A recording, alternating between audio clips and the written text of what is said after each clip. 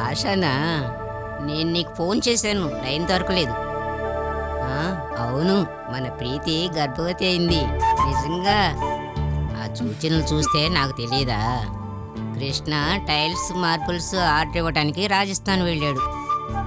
నేను ఫోన్ చేసి చెప్పానులే. నువ్వు ఆ నీలకంఠన్ డాక్టర్తో చెప్పు, మంచి లేహ్యం తయారు చేసి ఇవ్వమని. బాగా మంచిది తయారు చేసి ఇవ్వాలి. ఇక్కడ దొరికేది ఏది బాగుండదు. వచ్చేటప్పుడు అదే షాప్లో ఆయుర్వేదం మందులు కషాయం తీసుకునిరా. ఈ శుభవార్త ప్రీతి వాళ్ళ ఇంట్లో కూడా చెప్పాను. ఉంటానమ్మా. ఏంటమ్మా మీరు డాక్టర్ని చూడకుండా ఎలా కన్ఫర్మ్ చేస్తున్నారు? నాకు బాగా తెలుసు. నేను నలుగురు పిల్లల్ని కన్నాను. ఆ లక్షణాలు చూస్తే నేను తెలుసుకోగలను. నువ్వు అలసటగా ఉన్నప్పుడే నాకేదో సందేహం వచ్చింది. నువ్వు చట్నీ పుల్లగాడికినప్పుడే ఆ అనుమానం ఎక్కువైంది. నువ్వు వాంతి చేసుకున్నప్పుడే అది నిర్ధారణ అయిపోయింది. అమ్మా, వాళ్ళకి వీళ్ళకి ఫోన్ చేయడానికి ముందు ఈ వాంతులు ఆగడానికి ఏదైనా మందులుంటే చెప్పొచ్చు కదా. 4 యాలక్కాయలు చితక్కొట్టి కొబ్బరి నీళ్ళలో కలుపు తాగితే సరిపోతుంది. కొబ్బరి బండాలు తెమ్మని చెప్పాను. అమ్మా, ఇక మీదట ఎత్తు చెప్పులు వేసుకోకు. చెప్పులు కూడా వేసుకోకూడదా? గర్భవతిగా ఉన్నప్పుడు ఎత్తు చెప్పులు వేసుకుంటే నడువు నొప్పి కూడా వస్తుంది ప్రసవం టైంలో. నువ్వు ఆహారం విషయంలో కూడా కారం ఎక్కువగా తినకూడదు. మీరు మాట్లాడుతుంటే నాకు ఏదో పెద్ద వ్యాధి వచ్చినట్టే ఉంది. ఈ టైంలో నిన్ను చాలా జాగ్రత్తగా చూసుకోవాలి కదా. గర్భవతిగా ఉన్నప్పుడు జాగ్రత్తగా చూసుకోకపోతే ఒళ్ళంతా వడిలిపోయి తొందరగా ముసలితనం వస్తుంది. అందుకని ఇలాంటి విషయాల్లో నాలాంటి అనుభవజ్ఞుల మాటలు మీరు వినే తీరాలి. అలాగే చేస్తాను. కృష్ణ ఫోన్ చేసి ఏం చెప్పాడు? సంతోషపడ్డారు. హాస్పిటల్లో కూడా కన్ఫర్మ్ చేసుకుందామన్నారు. నువ్వు హాస్పిటల్కి వెళ్ళి కన్ఫర్మ్ చేసుకో. ఏది ఏమైనా నా సరదా మాత్రం నేను మానుకోను. ఉండు, వసుమతికి కాల్ చేసి చెప్పాలి.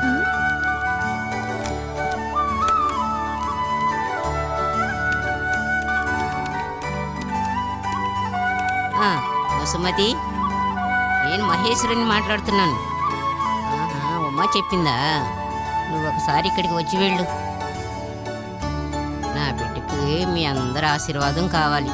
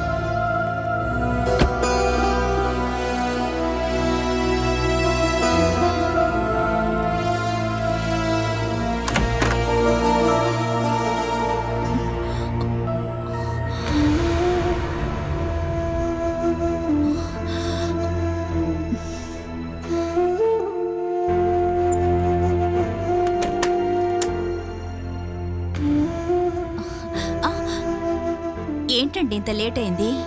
అత్తయ్య మావయ్య ఇంతసేపు వెయిట్ చేశారు. ఇప్పుడే పడుకోవడానికి వెళ్ళారు. భోజనం తీసి పెట్టాను, తినేసి మనిద్దరం రూమ్కి వెళదాం. మీకు చాలా ఇష్టమైన టిఫిన్ కిచిడి అని చెప్పారు కదా. నేను అత్తయ్యతో కలిసి అది చేయడం నేర్చుకున్నాను. నేను సూపర్గా కిచిడి చేశాను. రండి, మనం ఇద్దరం తినేసి ఆ తర్వాత రూమ్కి వెళదాం. కిచిడి నిన్నటి వరకు నాకు నచ్చిందంతా ఈ రోజు నుంచి నచ్చట్లా. అయితే నేను చేసిన కిచిడి తీసి కుప్పతొట్లు పడేయి. సూరజ్, అయితే మనం తినొద్దా? ఒక పార్టీకి వెళ్ళాను, నేను భోంచేశాను. అయితే కాల్ చేసి ఉండొచ్చు కదా. నేను మీకోసమే భోజనం రెడీ చేసి వెయిట్ చేస్తున్నాను. వెయిట్ చేయమని నేను చెప్పానా? Suraj, are you drunk?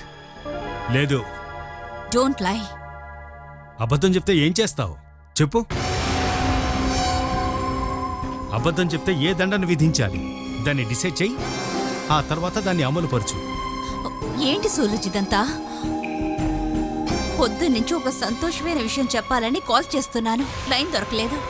ఇప్పుడు వచ్చిన తర్వాత ఇలాంటి అలవాటు మీకు లేదు కదా? ఏమైంది మీకు? కొన్ని సందర్భాల్లో మనసుకున్న ప్రశాంతత పోయినప్పుడు ఇటువంటి అలవాటు మంచిదే. ఈ అలవాటు ఎక్కువ రోజులేమీ ఉండదులే. దానికి ముందే మనం ఒక నిర్ణయం తీసుకుందాం. హ్మ్. ఇంతసేపు ప్రేమకి ఎదురు చూసేనా నన్నే అనాలి. ప్రేమ వాళ్ళ లాభాల కోసం చేసేది ప్రేమ కాదు. మా నాన్న చేసినట్టు ఒక బిజినెస్సే.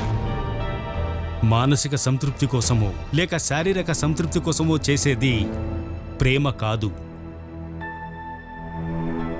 నేను నిన్ను మనస్ఫూర్తిగా ప్రేమించలేదని ఎప్పుడైనా అనిపించిందా? నేను అలాంటి కంప్లైంట్ చెప్పనే లేదే. అటువంటి కంప్లైంట్ వచ్చినప్పుడే అర్థం చేసుకోవాలి ఎక్కడో ఏదో సమస్య ఉందని. భార్య కంటే మిన్నగా మరెవరినో ప్రేమిస్తున్నాడు అని. అలా నన్ను కాదని మీరు ఇంకొకరిని వెతుక్కోగలరా? మ్యారేజ్కి ముందు నాకు అమ్మాయితో అఫైర్ ఉండేది.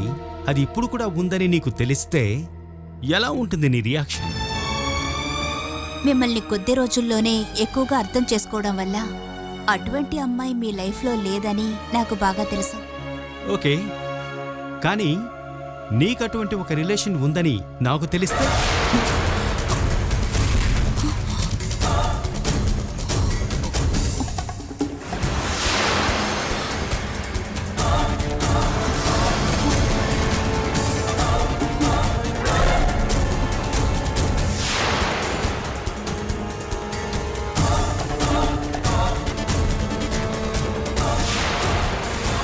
చెప్పు. నీకటువంటి ఒక రిలేషన్ ఉందని అది ఇప్పుడు కూడా కొనసాగుతుందని నాకు తెలిస్తే అప్పుడేం జరుగుతుంది? ఏనాటికి మీకు అటువంటి పరిస్థితి రాదు.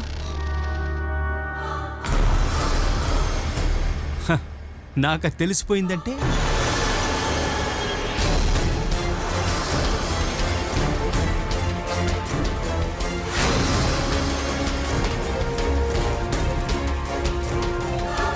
నాకు సమాధానం దొరకలా.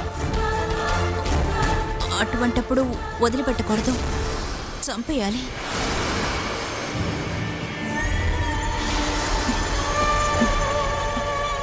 ఇప్పుడిక్కడ అడిగేది చెప్పేదంతా నిజమైన సూరజ్ కాదు. మీ లోపల ఉన్న ఇంకో మనిషిని నాకు తెలుసు. తెల్లారగానే ఆ మనిషి వెళ్ళిపోతాడు. ఆ తర్వాత దీని గురించి మనం మాట్లాడుకుందాం. కొన్ని విషయాలు మాట్లాడేటప్పుడు ఈ లోపలున్న వ్యక్తి మంచోడే. మన మధ్యన దుద్దు. కారణం మీరు నన్ను, నేను మిమ్మల్ని ప్రేమించడం నిజం కాబట్టి. దానికి మధ్యలో అనవసరమైన విషయాలు మాట్లాడడానికి మూడో వ్యక్తి అవసరం లేదు. సూరజ్, నేను చెప్పబోయే సంతోషమైన విషయం వినకుండానే వెళ్తున్నారు. మీరు మావయ్య అవ్వబోతున్నారు. మీ చెల్లెలు తల్లవ్వబోతుందని అనౌన్స్ చేసింది. ఆ విషయం చెప్పడానికి ఎన్నిసార్లు కాల్ చేశాను, మీరు ఫోనే తీయలేదు. రేపిక్కడి నుంచి అత్తయ్య మావయ్య వెళ్తున్నారు. మనం కూడా మధ్యాహ్నం వెళ్దామా? అక్కడికెందుకు? ప్రీతిని చూడ్డానికి. నువ్వు వెళ్ళడానికి వీల్లేదు. చమేలి ఇకపైన ఎక్కడికి వెళ్ళాలి అన్నది నేను డిసైడ్ చేస్తా. ఆ తర్వాతే నువ్వు ఇంటి నుంచి బయటికి వెళ్తావు.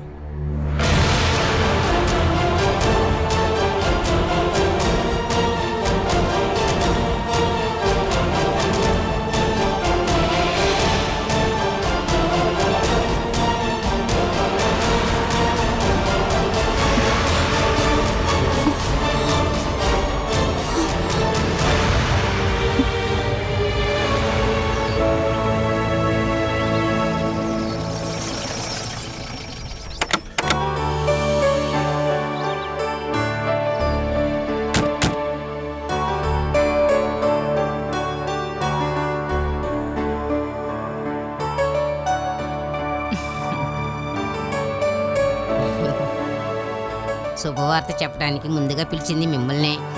అదే కదా మన సాంప్రదాయం. ఈయన ఊర్లో లేరు, అందుకే కాస్త ఆలస్యమైంది. నేను బెంగళూరుకి వెళుతున్నప్పుడే శారదా నాకు కాల్ చేసి చెప్పింది. వెంటనే ట్రిప్ క్యాన్సిల్ చేసి తిరిగి వచ్చేసాను. ప్రీతి ఎక్కడా? కొంచెం అలసటగా ఉంది, పడుకోనుంది. రండి లోపలికి వెళ్దాం.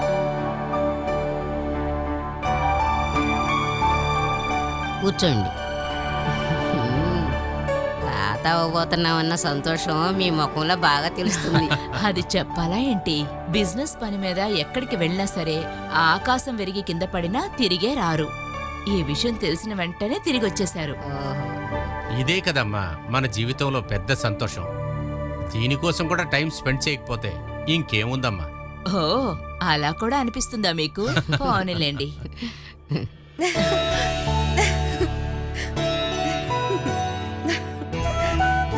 అయ్యో అమ్మా, అంత ఎక్కువగా పరిగెత్తకు, నిదానంగా రా. నాన్నకి ఈరోజు పనేం లేదా? మనసుంటే మార్గాలుంటాయని ఇప్పటికైనా నీకు అర్థమైందా? సూరజ్ చెమ్మైలి రాలేదేంటి?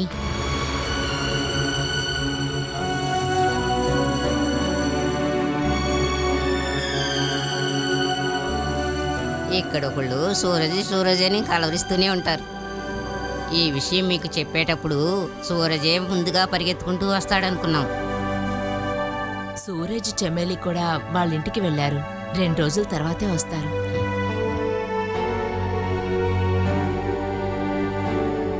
తిరిగి వాడు వచ్చేటప్పుడు ఇటే వస్తాడంట. రాధాకృష్ణ లేడా? టైల్ షాప్లో ఏదో ఆర్డర్ ఇవ్వాలని రాజస్థాన్ వెళ్ళాడు. ఈ రాత్రికి వచ్చేస్తాడు.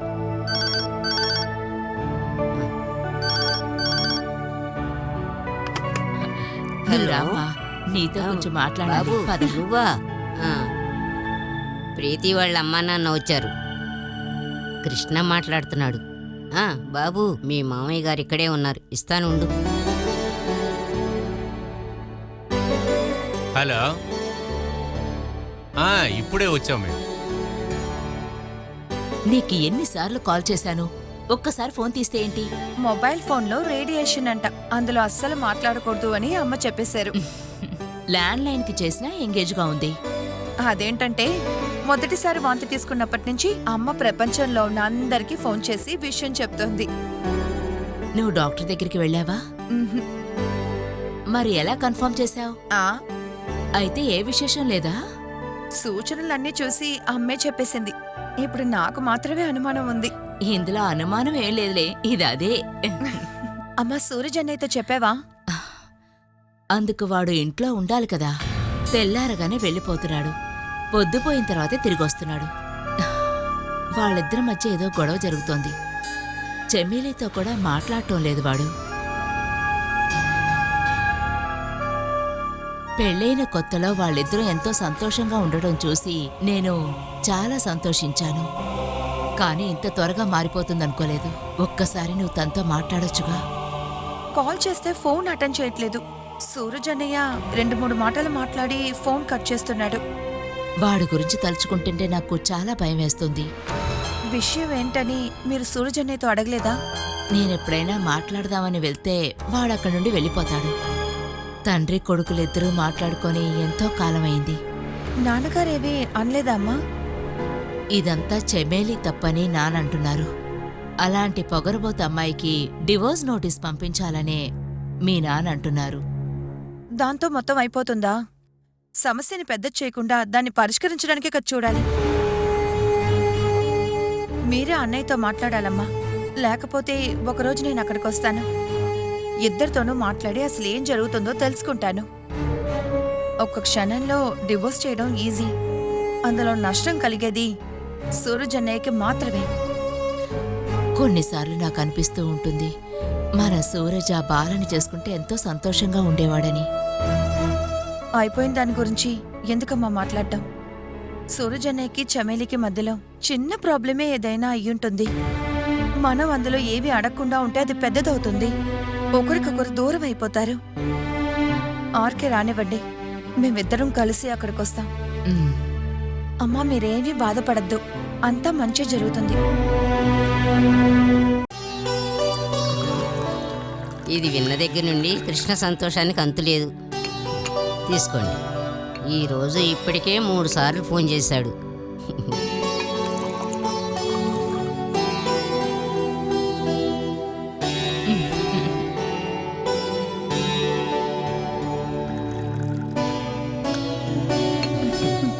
అమ్మ కూతుర్లిద్దరూ కబుర్లు అయిపోయాయా? మిమ్మల్ని డిస్టర్బ్ చేయకూడదని రమేష్ని ఇక్కడే కూర్చోబెట్టేశాను. ఇదిగో మా టీ తీసుకో. మేమిప్పుడు ఇక్కడికొచ్చింది ఈ విషయం తెలిసినాకే. మేము ఇక్కడ రావటానికి ఇంకొక కారణం కూడా ఉంది. అది నాకు అర్థమైందిలే. మీరు నాకు చెప్పే ముందు నేను మీకు ఓ విషయం చెప్పాలి.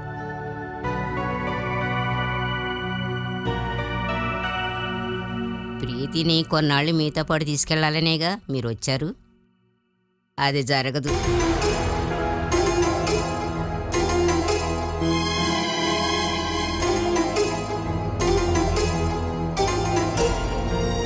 తనని నేను చూడకుండా ఒక్కరోజు కూడా ఉండలేను.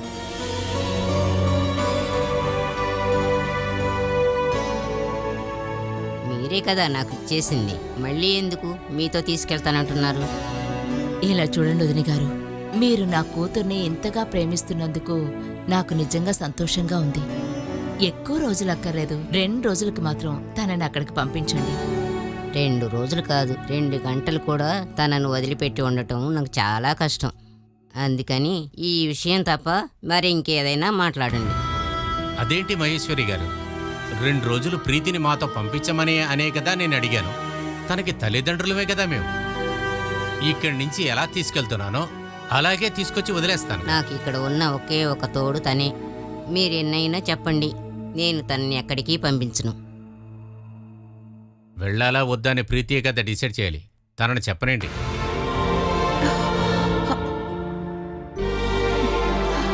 చెప్పమ్మా.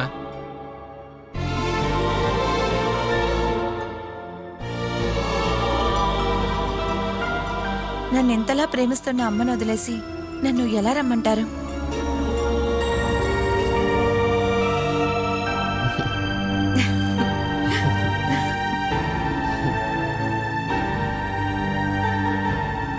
మీకు ఎప్పుడు కావాలన్నా ఇక్కడికి రండి. ఇక నేను అక్కడికి వచ్చే తీరాలి అంటే నేను 2 రోజులు అమ్మతో పాటు అక్కడికొచ్చి ఉంటాను, సరేనా? అలా అయితే మీ ఇష్ట ప్రకారమే జరగనండి. మనం బయలుదేరదాం రా శారద. ఏంటి నా మీద కోపమా? నాకెందుకండి కోపం? నా అల్లుడు గారి తల్లి నా కూతుర్ని కూతురులా చూసుకుంటుందని నాకు చాలా సంతోషంగా ఉంది. నీ అన్ని విషయాలు చూసుకుంటానికి ఇటువంటి తల్లి ఉన్నప్పుడు మేమెందుకు బాధపడాలి? మేము బయలుదేరతాం. రావే. మీరేం తప్పుగా అనుకోకండి వదినా, ప్రేమతో వస్తున్న కోపమే అది. ఊరికనే మా నాన్నకి ఎప్పుడు వచ్చే కోపమేది. ఆయన అనుకున్నవన్నీ జరగకపోతే కోపం వచ్చేస్తుంది. రండి, వాళ్ళని పంపించేద్దాం.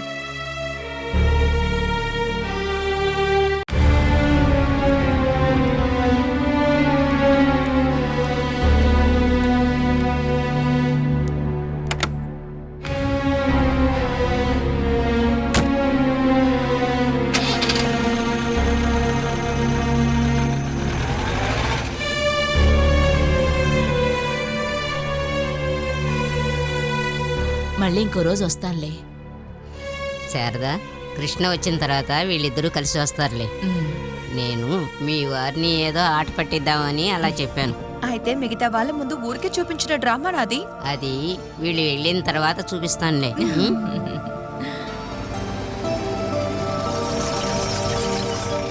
శారదా, బయలుదేరు. అదిగో కోప్పడటం మొదలు పెట్టారు.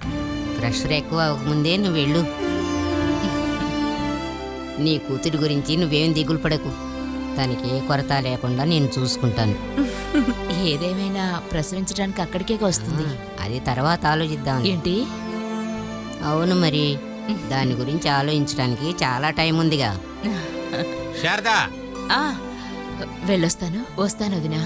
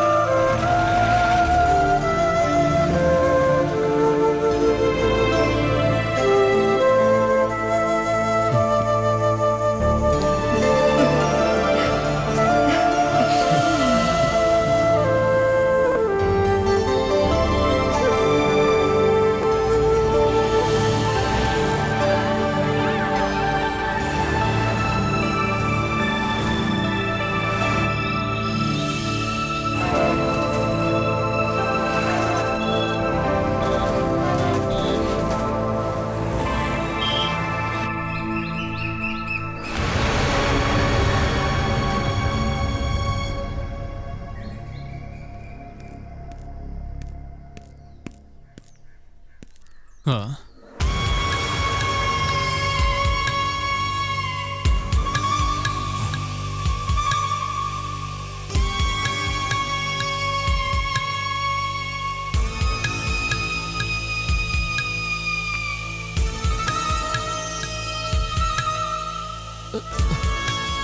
साहब हाँ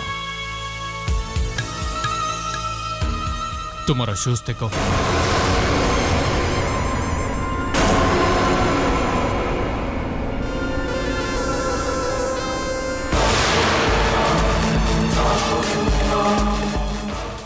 సూరజ్, అత్తయ్య విషయం చెప్పిన తర్వాత మీ ముఖంలో సంతోషమే లేదే. ముందు నేను చెప్పాలని అనుకుంటున్నారా? నేనిప్పుడు సంతోషపడాలో బాధపడాలో తెలియని స్థితిలో ఉన్నాను. ఏంటది? ఇప్పుడు బిడ్డొద్దని అనుకుంటున్నారా? ఇంకో బిడ్డను పెంచుకునే మానసిక స్థితి నీకుందా? ఏమడిగారు? బిడ్డను పెంచే మానసిక స్థితి నీకిప్పుడు ఉందా అని అడిగాను. ఇలా చెప్పి నన్ను మెంటల్ పేషెంట్ చేయొద్దు. ఈ కొంచెం చెప్పినందుకు నీ మొహం మారిపోయింది, మాట మారింది. గర్భిణిగా ఉన్నప్పుడు ఈ కోపం, మొండితనం ఇంకా ఎక్కువ అవుతాయి. ఓహో సారీ, ఇది నేను నీకు చెప్పాల్సిన అవసరం లేదనుకుంటాను. ఏంటది? నువ్వు ఆల్రెడీ ప్రెగ్నెంట్గా ఉన్నావు కదా. కొంచెం గట్టిగా మాట్లాడి గొడవ చేస్తే పెద్ద వైలెంట్ అయ్యే నువ్వు ఒక బిడ్డకు వచ్చే ఏడుపుని బాధని ఎలా మేనేజ్ చేస్తావు?